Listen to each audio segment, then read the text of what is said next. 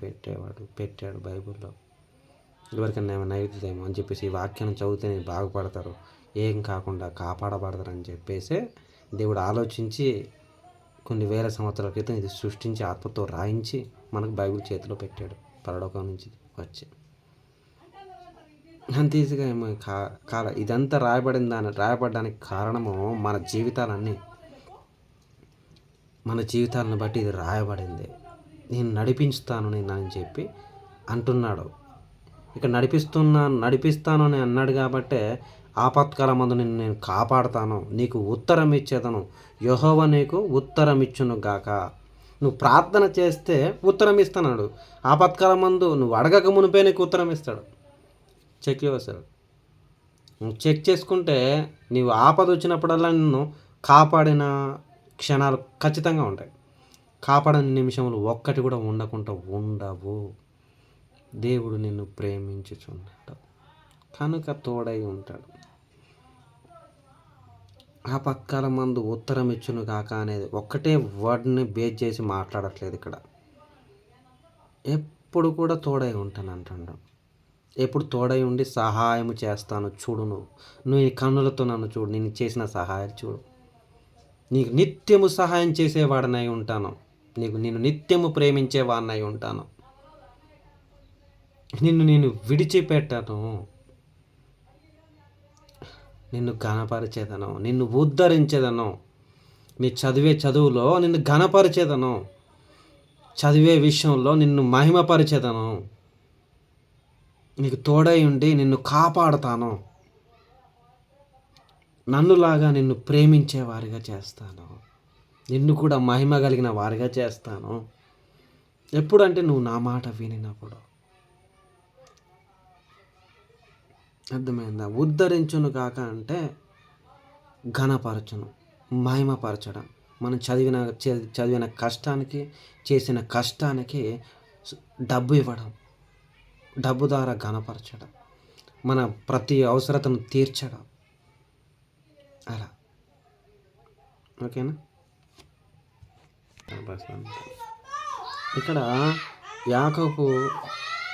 యాకోబుని దేవుని నామము అంటే యేసుక్రీస్తు నామము, ఈ జీసస్. ప్రార్థన చేసేటప్పుడు ఈ దేవుని నమ్ముకున్న వాళ్ళు ప్రార్థన చేసేటప్పుడు ఇది జరుగును గాక, యేసుక్రీస్తు నామములో ఇది జరుగును గాక, ఈ కార్యం మన జీవితంలో జరుగును గాక, దేవా నాకు మంచి స్కోర్ ఇవ్వు దేవా, యేసు నామములో అడుగుతున్నాను తండ్రి.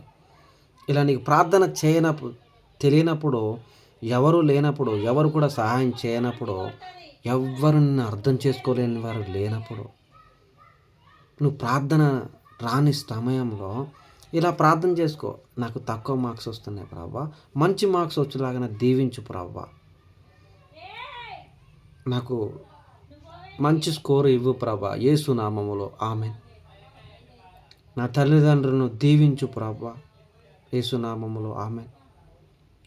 ఇలా నువ్వు అనుకున్నప్పుడు జరుగుతాయి కార్యాలు. దేవుడు తన కార్యము నీ జీవితంలో చేస్తాడు. ఎందుకంటే నీ యొక్క అవసరం అలాంటిది, నీ ఆపత్కాలం అలాంటిది, నీ యొక్క హెల్త్లెస్గా ఉన్నప్పుడు, హెల్త్ లేనప్పుడు నువ్వు అడిగినప్పుడు దేవుడు నీకు ఇస్తాడు, ఇవ్వకుండా ఉండడు.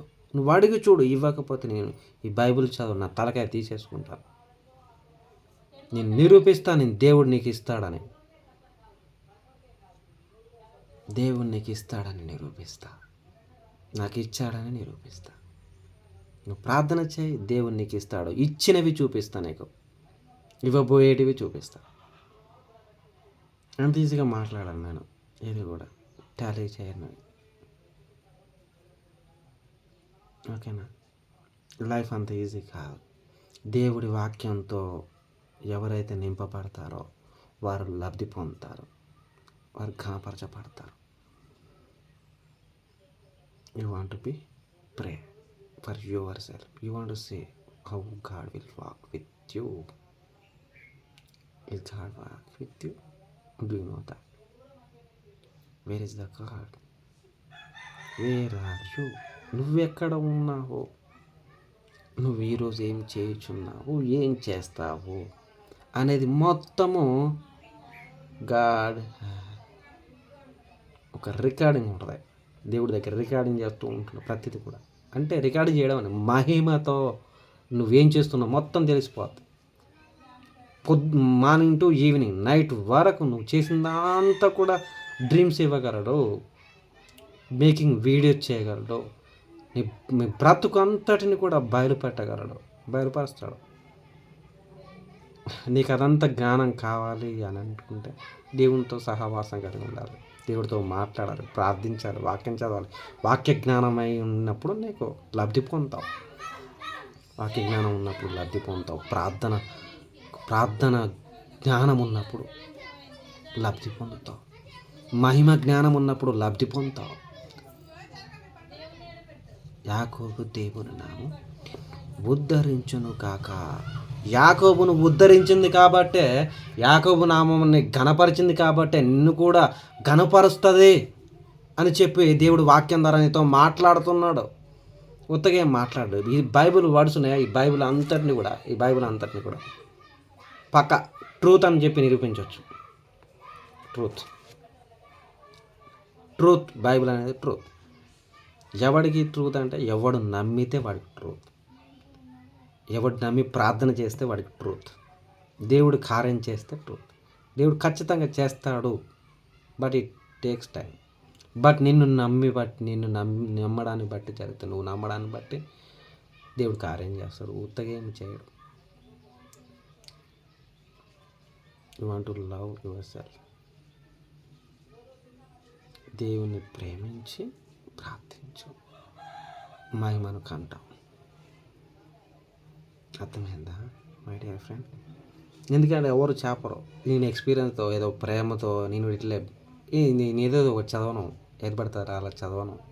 దేవుడు ఖచ్చితంగా కార్యం చేస్తూ ఉంటాడు. మాట్లాడతాడు. ఎక్కడ ఏం జరుగుతుందో చెప్తాడు. మాట్లాడతాడు. మనం మనిషి మాట్లాడితే మోసం చేస్తాడు ఏదో, కానీ దేవుడు మోసం చేయడు. But it takes time. Work చేస్తాడు 100%. ఓకేనా? దేవుని నమ్మి ప్రార్థించి చూడు. దేవుని రక్షణను కోరు. నువ్వు రక్షణ కోరినప్పుడు, రక్షించబడినప్పుడు పరలోకంలోకి వెళ్తావు. ఓకేనా?